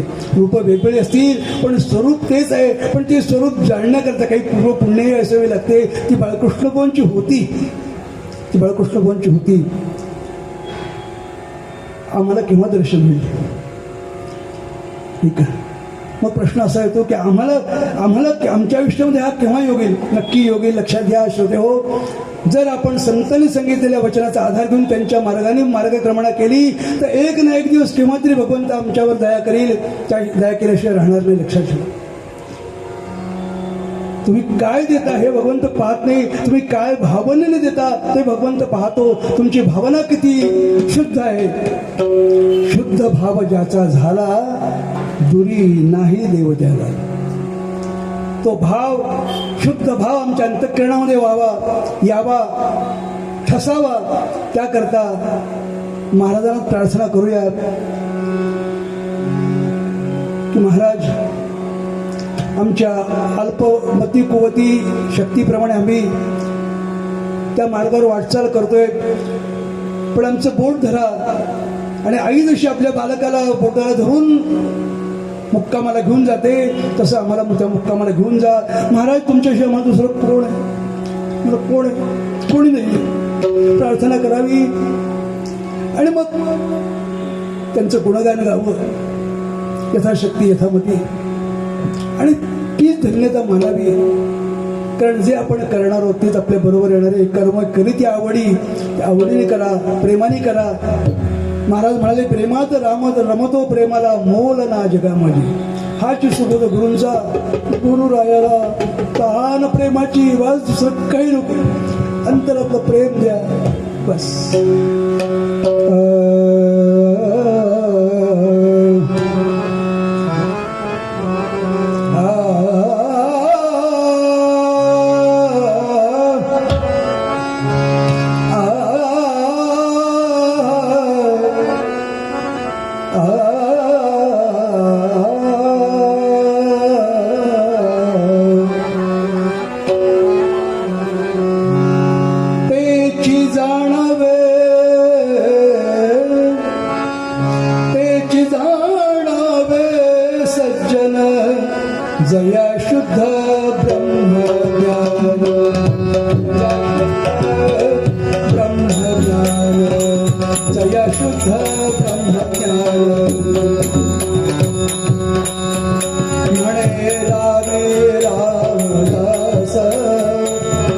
म्हणे रामे रामदास गेले आशा पाश गेले आशा पाश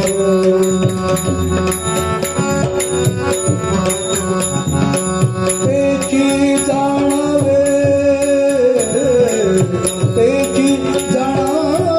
सज्जन जया शुद्ध ब्रह्मज्ञान जया शुद्ध ब्रह्मज्ञान जया शुद्ध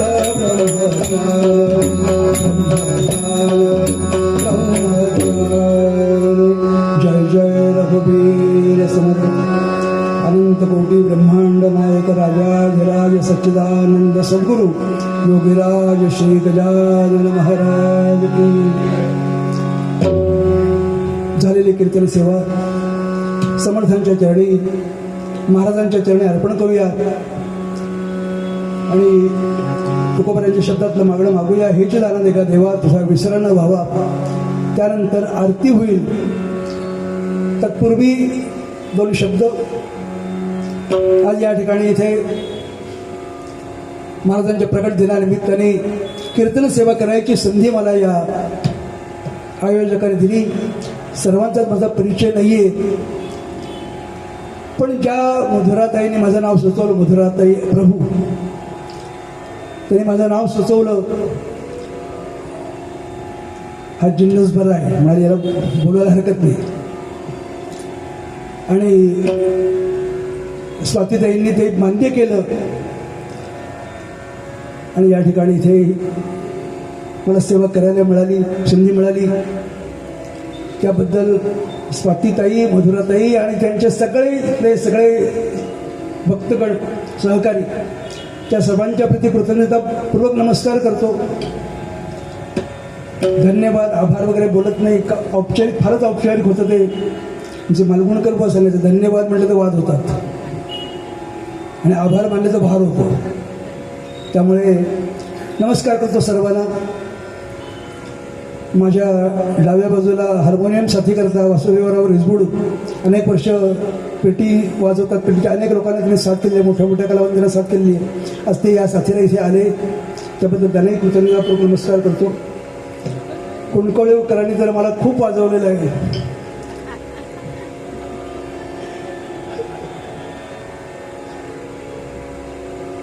साथीचं महत्त्व फार इष्ट होते हो. आमच्या नारदी कीर्तनामध्ये या दोघांनी जर ठरवलं असतं की बोला आडवा पाडायचा, तर त्यांना ते सहज शक्य असतं, पण त्यांनी तसं केलं नाही. ते खूप प्रेमाने आणि प्रामाणिकपणाने साथ संगत केली. त्याबद्दल त्या दोघांनी मनापासून नमस्कार करतो. आणि आपण सगळेजण आलात. आज आमचे गोखले बुवा, त्यांनाही कीर्तन सेवा होती, त्यामुळे पूर्व तरी पण वेळात वेळ काढून पूर्वरंग ऐकायला थांबले. वहिनी थांबलेले आहेत. दिनेश जोशी, तेही खूप गडावरती खूप सेवा करतात, खूप सेवा करतात. आज तेही मुद्दाम या ठिकाणी इथे कीर्तनाला आले. आमचे जोशी बुवा आलेले आहेत. आज त्यांच्याकडे मला मुक्काम करायचा आहे म्हणून बोलतोय असं नाही बरं का, पण ते नेहमी माझ्या कीर्तनाला येत असतात. आणि आपण सगळे जण, आपण माझी सेवा कथा ऐकलीत आणि ती गोड मानलीत. असा गोड समज, गैरसमज मी करून घेतो. आणि यानंतर आरती होईल. त्याची देगा देवा तुझा विसर न व्हावा, गुण काही न आवडी त्याची माझी सर्व गुणी, मुलगे मुक्ती धन संपदा संत संग देगा सदा. तुका मुळे गर्भवासी सुखे घालावे अम्मासी, सुख करता दुःखार्था वार्ता विघ्नाची, सर्वांगी सुंदर उदयनुराची शोभे दर्शन मात्रे मला कामना पूर्वी, रत्न खचिता बरा तुझ गौरी कुमारा, नाचे उंची कुंभेश्वरा, गिरे जडिता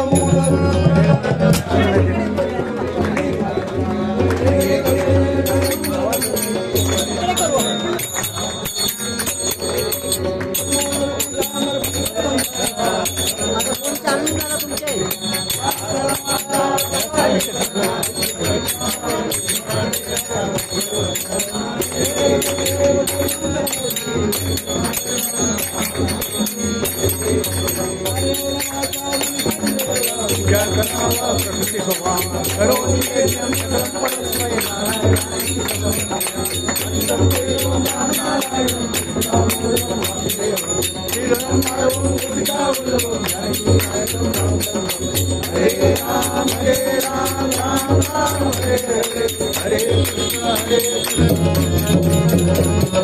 हरे राम राम राम हरे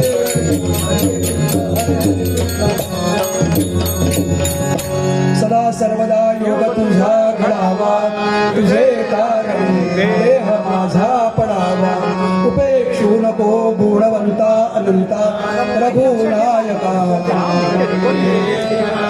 धर्माच्या करिता आम्हास जगती रामाने धाडियले ऐसे जाणणे राम भक्ती करिता ऐश्वर्य हे लाभले आता धर्म सख्या तुझ्या पुढतिया नम्रत्वतेने असे इच्छा हो तशी मानसे करीतसे हा देह तुझा असे उपासनेला दृढ चालवावे भूदेव संतांचे सदा लवावे सत्कर्मयोगे वय घालवावे सर्वामुखी मंगल बोलवावे मंगलमूर्ती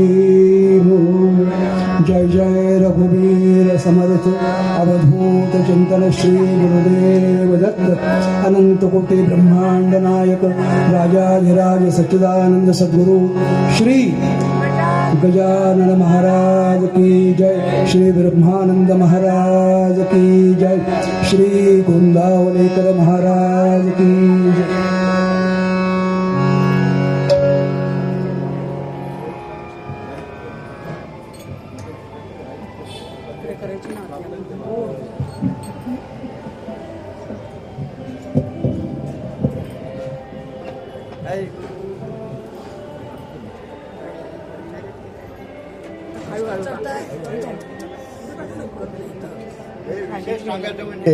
हे आज कीर्तनकार आलेले ते पनवेलला आम्ही जिथे राहत होतो बापटवाड्यात त्या ठिकाणी आमच्या बाजूला होते तेव्हापासून आम्ही त्यांना ओळखतो आणि शेवटचे आठवडे म्हणून आमच्याकडे एक कीर्तनकार आहे त्यांच्यासुद्धा ते चांगले हे त्यामुळे आमची चांगली इथे निघाली ओळख मागे जसे इथे काने आले होते त्या कान्यांची सुद्धा माझी काय चिपळूणला जोगळेकरांच्या बाजूला म्हणून माझी ओळख निघाली हे काही काही वेळ असं वैशिष्ट्य घडतं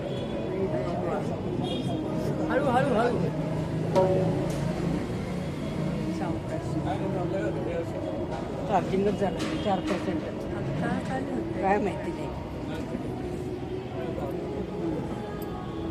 दर्शन घेऊयात ना